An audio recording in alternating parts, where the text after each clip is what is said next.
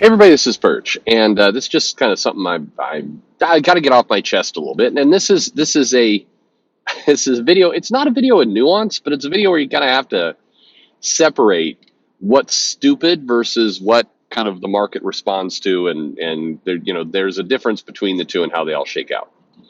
So let me explain kind of where I'm coming from, and I want you to remember right off the bat. I'm going to say the sentence up front.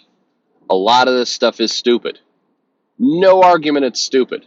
And generally speaking, we live in a world where at some point, stupid tends to, have its effect on people. And stupid does, companies can't just be stupid forever. It does tend to eventually course correct. The market does eventually, punish stupid. But sometimes it takes a while. And I think we live in a pretty impatient society where we really don't want to, we don't want stupid to kind of last. We want there to be more immediate consequences.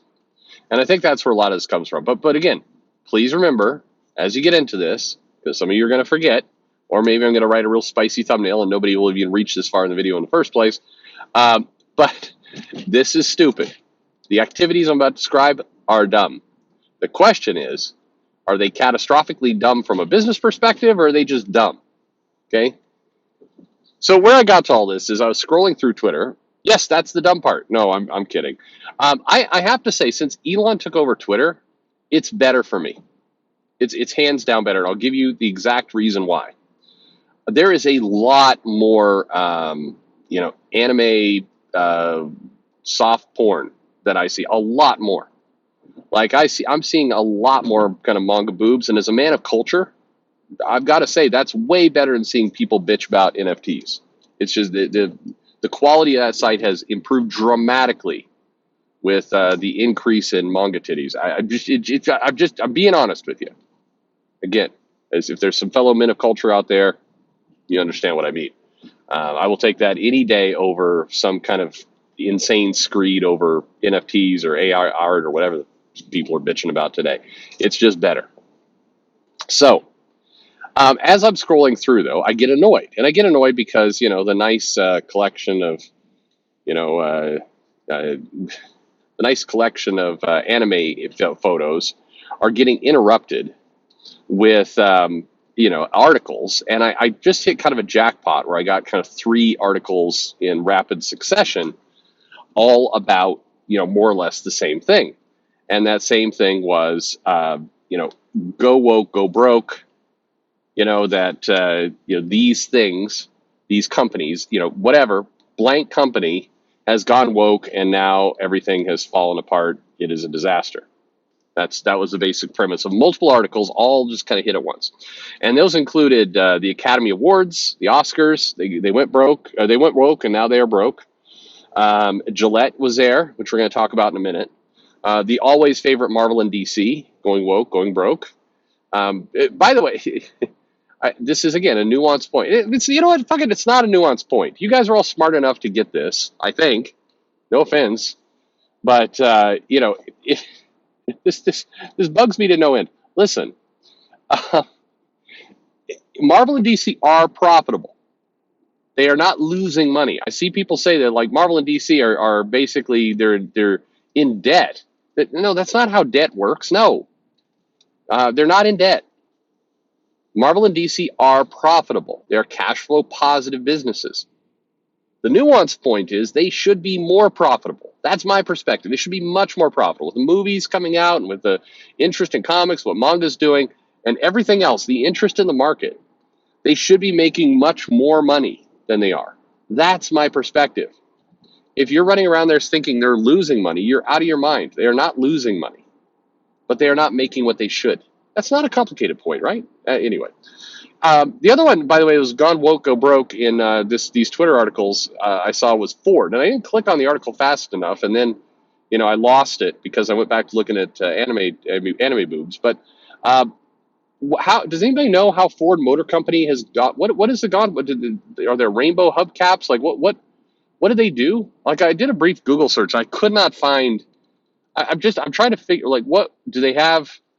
Like, are there ads for people driving around in cars? Or like the only people who can drive a Ford truck like a real man is a transgender man? Like, is that like what do they do? Does anybody? I'm curious. I'm morbidly curious. What's the argument there? I don't get it. Anyway, it's bothering me. It's actually clawing at my soul now. I gotta know. Um, but what's puzzling about this stuff is, um, yes, a lot of the things that people are calling out are dumb. The Oscars has a long history of dumb.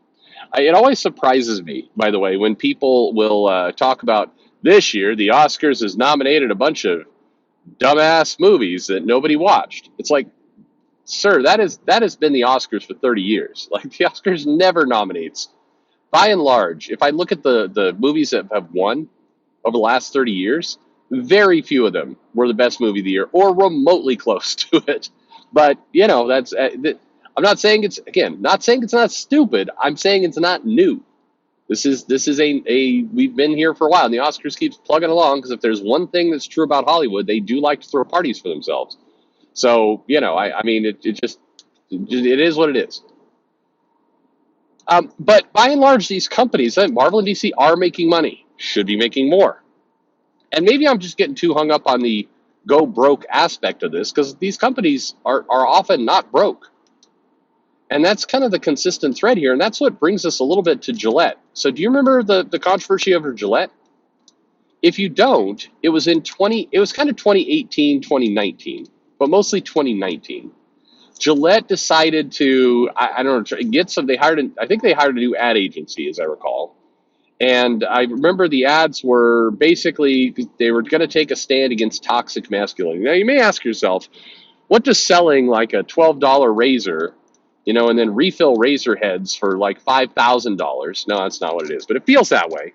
What is it about selling that shit that wants to, that needs to get into toxic masculinity at all? Like, what is the point? And I don't have an answer for you, because it's dumb.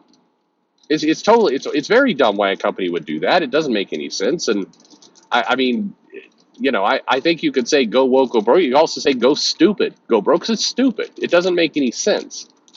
It's not going to help their business, and well, put it this way, in the most kindest, even-handed way possible, it's auxiliary to their business. So if you're sitting there, you're watching TV, you're like, I need to buy a razor, and and you're thinking, what razor should I buy? I don't know. Should I buy Gillette? What's going to get you to buy it is the price, like them saying, hey, when you do this, your face is going to be smooth as a baby's ass, and when women touch it, they're just going to have orgasms all over the place. Like, you're going to look at, like, when you shave, it's going to actually make you look like 20 years younger, and it's going to make your dick look bigger. Like that's the kind of stuff that's going to sell a razor. Saying, let us lecture you on toxic masculinity, it's just that you can't even argue that that's doing social good, because who the hell is tuning into their life advice from a commercial of any kind, let alone one for razors? But regardless, a lot of people came in, and it was go woke, go broke time, and it corresponded with, in late 2019, Gillette wrote down, they wrote down of like $8 billion. And companies write down all the time. That's how they control the market. That's how they work the system. But this time, when they wrote it down, people jumped all over it as this is a result of go woke, go broke. It was a result of that ad. Except the timeline didn't make sense at all for that logic. They had been signaling to the market in almost a year earlier that they were going to write down money. They had signaled the year prior that they had taken on some assets, and they were going to kind of write off some of those expenses. They'd done some acquisitions. And they said, like, long before the ad ever aired and before any of this happened, they started talking about, we will likely write down some of the capital next year. Also, they cited a kind of very obvious fact that, for whatever reason, people believed they were lying about, which was, we're getting pressures from cheaper manufacturers. Now, they're talking about a number of people, but one of the biggest companies they were talking about was the deal that Target did with Harry's. And Harry's their entire campaign was, Here's a razor that doesn't cost you as much as Gillette. That was pretty much the entire thing. And Target heavily promoted it. They put it on end caps. They were all behind it. I believe Target either owned it or co-owned it or had some stake in it, so they were benefiting. But those big box stores, Target and Walmart, are a major part of of Gillette's business. And so when Harry's comes along, it had a huge impact. So all this said, why is it that they wrote down this money? Well, pretty logical.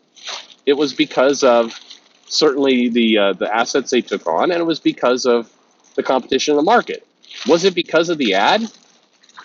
Unlikely, because the ad came out only about, I think, 3 months or less before the write down. So if you just, from a business perspective, you would have to have an immediate reaction. It would have to go from the ad came out, people were pissed, suddenly $8 billion worth of money was lost. That's not how the business works at all. Things do not happen that fast. And remember, Gillette's in a B2B2C business, meaning they sell to Target, Target sells to the consumer. So the key, is just that the timeline doesn't match exactly the claim. Now, again, if you're a razor company, running ads for toxic masculinity is weird and certainly not productive to growing your business. It doesn't make a lot of sense. I don't think a lot of people are going to be like, hot damn, the thing that's going to push me over the ledge for buying a expensive razor is the fact that they're taking a stand against toxic men. That's not how anyone's going to think. That no bulk of consumers are going to do that. They're going to be busy worrying about how well it cuts. But we're stuck in this. This is where stupid business decisions can just be stupid business decisions. They don't need to be the entire collapse of the entire company.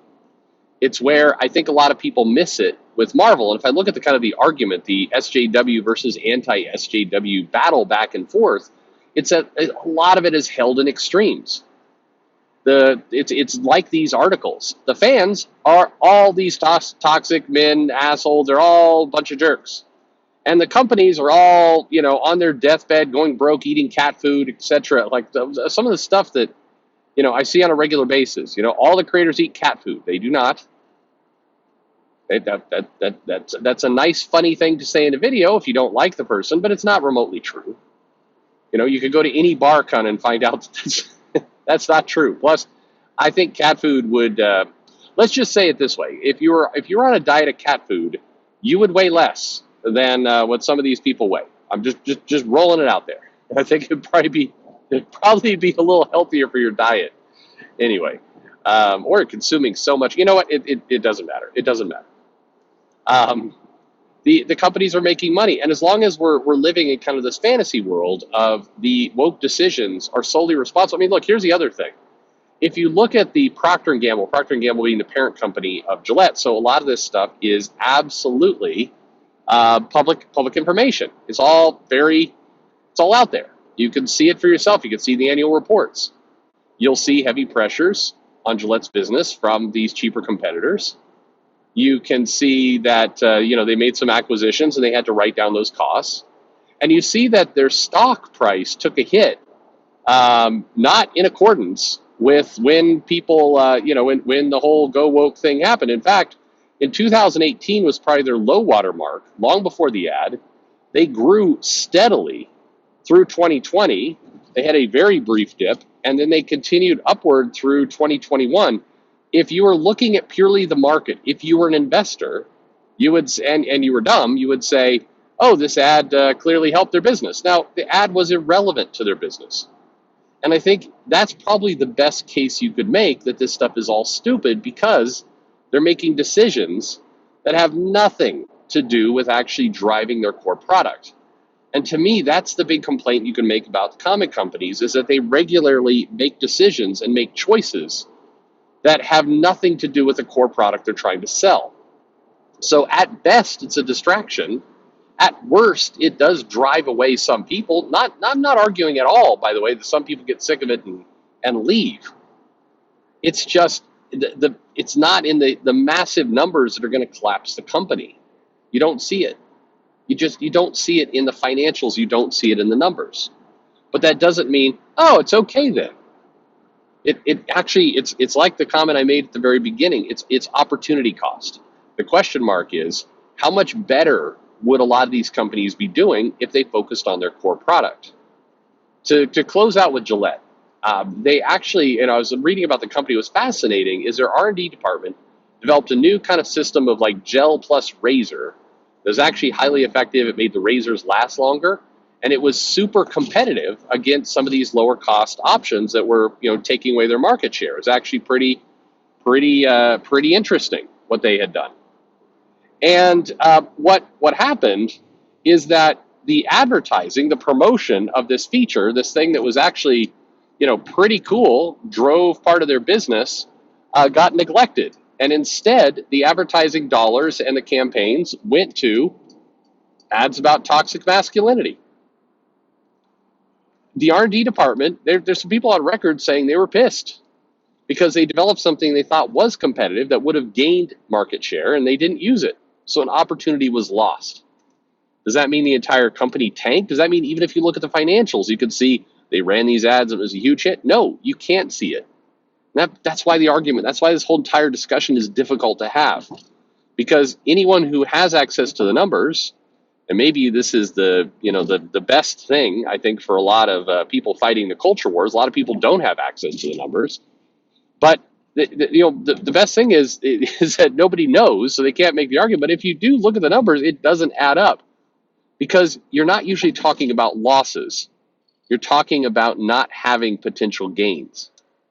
And that I know many of you, your head exploded. Isn't that the same thing? It's not, because losses put you into bankruptcy territory. It puts you into broke territory.